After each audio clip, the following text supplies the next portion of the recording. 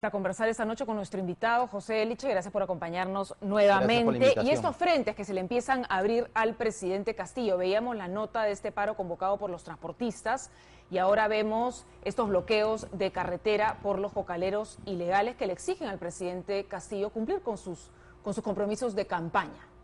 Sí, es cierto, Marisol. Hace unos días estuve acá y hablábamos de un gabinete que no ensambla y sigue sin ensamblar. Y a esto se van sumando nuevos problemas. Los problemas de los que acaban de dar cuenta son problemas muy graves.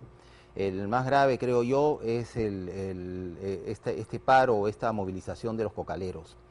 Porque tiene que ver, obviamente, con ellos. Es una movilización que está bien organizada, ¿no? Y como ha dicho el ex jefe de Vida, ¿no? de manera muy inteligente la están haciendo, en una zona que es estratégica, en una carretera que es muy importante. Pero lo más importante es que no hay una definición del gobierno sobre la política antidrogas. Es decir, no hay, otra vez estamos en lo mismo, un mensaje claro al respecto, sí o no. ¿Se va a combatir o no el narcotráfico? ¿No? En las actividades o en las operaciones de combate del narcotráfico, la erradicación es sumamente importante. Y lo que estamos viendo ahora ilustra un poco lo que algunos venimos diciendo hace varios días. Por ejemplo, cuando se tiene que tomar la decisión de erradicar dónde y cuándo, hay varios factores que hay que tomar en cuenta. Así en grueso, uno es el clima natural, el otro es la disponibilidad de recursos y el otro es esto, es decir, el clima político-social. Entonces, el trabajo de inteligencia que hace la Policía Nacional sirve básicamente para eso, para reunir información sobre las condiciones que hay para desarrollar las operaciones, claro, y también la erradicación. Hablando precisamente de erradicación y operaciones, pero ¿qué papel cumple aquí el ministro del Interior, que antes de jurar al cargo estaba en contra de la erradicación, ¿no?, de la hoja de coca ilegal? Y ahora es él el que tiene que tomar la batuta de lo que está sucediendo en estos momentos. El Ministerio del Interior y la Policía Nacional, que es el órgano más grande, más importante quizás del Ministerio del Interior, y uno de los más importantes del país, tienen que colaborar, tienen que contribuir, poner su grano de arena y de manera, digamos, en una magnitud muy importante en la lucha contra el narcotráfico y en todo aquello que sea prevenir que crezca, ¿no?, la producción de drogas. Porque en realidad la política antidrogas que se aprobó y dice congresista Bermejo, ¿no?, que no funciona la política de erradicación existente. La política antidrogas se aprobó recién, en 2020, en diciembre, durante el gobierno de transición. Está a cargo de Vida. De Vida es el órgano que tiene a su cargo la política, digamos, la ejecución de la política antidrogas.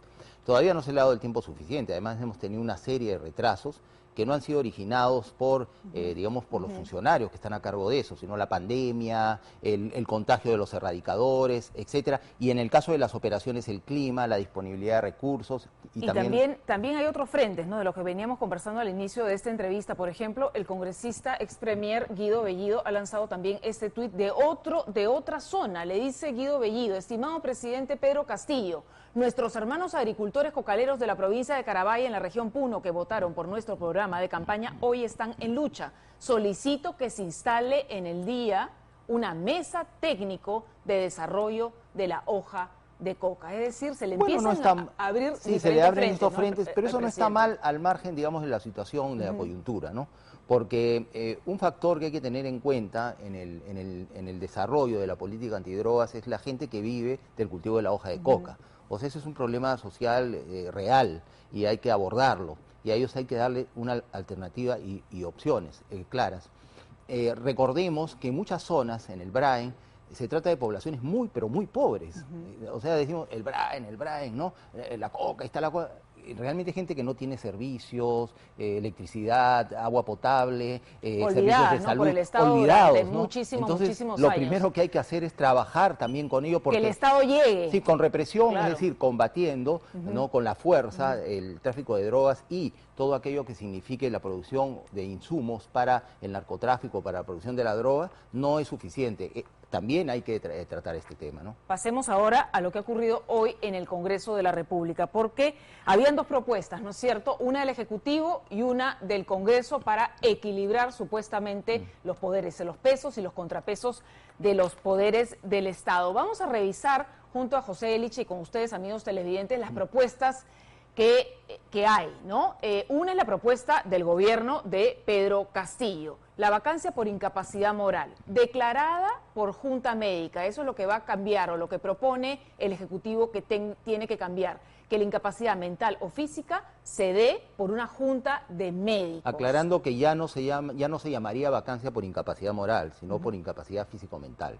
Físico-mental. Como era antes, ¿no? Hace Perfecto. Y se requieren, como sabemos, los 2/3, ¿no es cierto? Sí, de los votos del Congreso. Bien, vamos al siguiente cuadro. Cuestión de confianza, esa es la propuesta del Ejecutivo. Se elimina el llamado voto de confianza, es decir, el gabinete ya no iría. Claro, esta presentación del gabinete se inició con la Constitución de 1933, continuó en el 79 y en el 93 se introduce la cuestión de confianza obligatoria. Bien, vamos a terminar de revisar esto. Procede por iniciativas legislativas de Palacio y procede por permanencia de ministros. Es decir, si el Congreso quiere censurar a un ministro.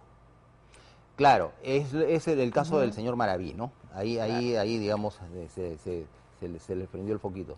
El tema es que... tenemos información, discúlpame... Sí.